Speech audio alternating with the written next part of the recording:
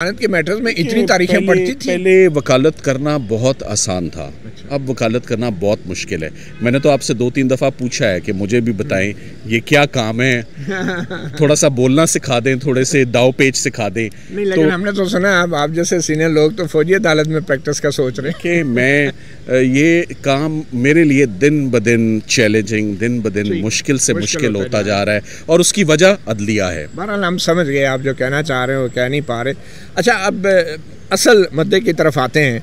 मुझे ये बताएं कि अभी हाल ही में एक सीनियर जर्नलिस्ट का एक कॉलम छपा, उन्होंने कहा कि जी फील्ड मार्शल साहब ने कहा है कि 9 मई के हवाले से सिद्के दिल से माफ़ी मांगी जाएगी तो मसलियत हो सकती है। अब मुझे ये बताएं कि एक इंसदाद दहशतगर्दी की अदालत में दहशतगर्दी का मुकदमा है, इसमें मुबैना दहशतगर्द अगर माफ़ी मांगता है तो उसकी कानूनी पोजीशन क्या है? मैं आपसे एज ए वकील कानूनी पोजीशन पूछ रहा हूँ, सियासी नहीं। देखिए, पहली बात तो ये कि कोई सहाफ़ी उठ के कोई मशवरा दे, उसको अनड्यू इम्पोर्टेंस मैं समझता हूँ नहीं देनी चाहिए। मेरी नज़र में उनकी स्टेटमेंट की वक़्त और वैल्यू ही कोई नहीं। ये सहाफ़ी की स्टेटमेंट नहीं है, फील्ड मार्शल की स्टेटमेंट। चले जो वो कह रहे हैं कि ऐसे कर दें आप, आई तो उनकी ज़ुबानी है ना, वो नरेट वो कर रहे हैं इसको।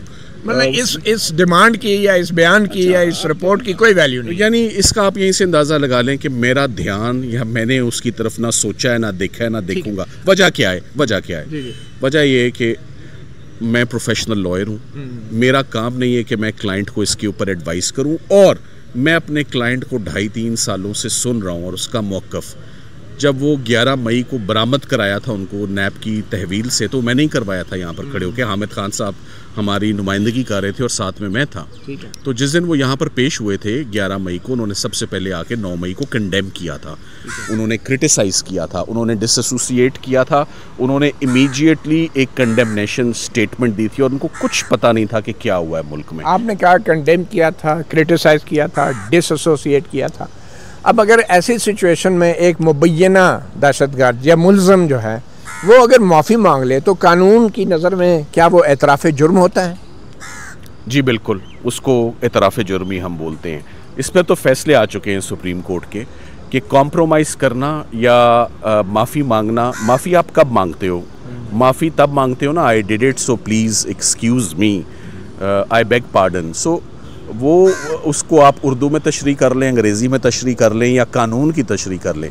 सो कानून में कॉम्प्रोमाइज़ जो है वो is an admission of guilt, जो कि मेरे क्लाइंट का एक क्लियर मौक़िफ़ चला आ रहा है और वो उनका एक अपनी सोच है उनकी, उसके ऊपर ना कभी मेरे साथ मशावरत हुई है, ना मैं उनको इस पर मशवरा दूंगा, क्योंकि कैद वो काट रहे हैं और वो एक उनका प्रिंसिपल स्टैंड है कि मैं मेरिट्स पर केस पे को लड़ूंगा और वकील का काम है जो इंस्ट्रक्शंस होती हैं हम उसको फॉलो करते हैं। आपने कहा ये एडमिशन ऑफ गिल्ट होता है, तो अगर एक मुल्ज़म दहशतगर्दी की अदालत में एडमिशन ऑफ गिल्ट या एतराफ़ जुर्म कर ले तो फिर क्या रियासत जो है उसको माफ़ कर सकती है? अच्छा, ये भी बात बड़ी इंटरेस्टिंग है कि रियासत उसको माफ़ कर ही नहीं सकती 780A की मौजूदगी में। आपने अपनी गुफ्तगू में बताया दहशतगर्दी में, जहाँ दहशतगर्दी होती है ना, कुछ फ़ैसले आए हैं मगर उन फैसलों को कोई बहुत अच्छी सपोर्ट नहीं मिली कि दहशतगर्दी के केसेस में भी जो है वो कॉम्प्रोमाइज़ हो सकता है या सुलह सफाई हो सकती है to promote peace and harmony,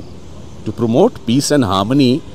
मगर दहशतगर्दी के केसेस में मैं तो पर्सनली स्पीकिंग, आप मुझसे पूछें as a practitioner of criminal law, मैं तो सुलह के वैसे ही हक में नहीं हूँ।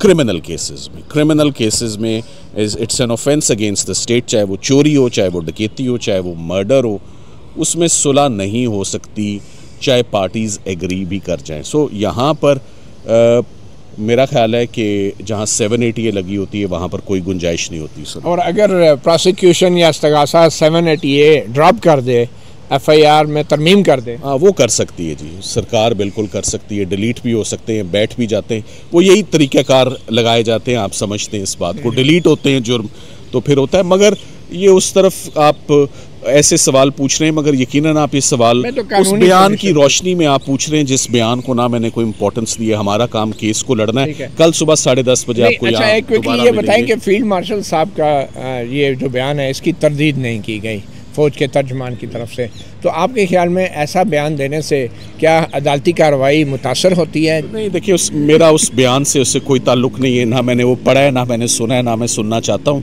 सो हमारा काम है अपनी फ़ाइल को देखना और केस को देखना। मेरे लिए वो जो साजिश के 3 गवाह हैं, मुझे उनके नाम याद हैं।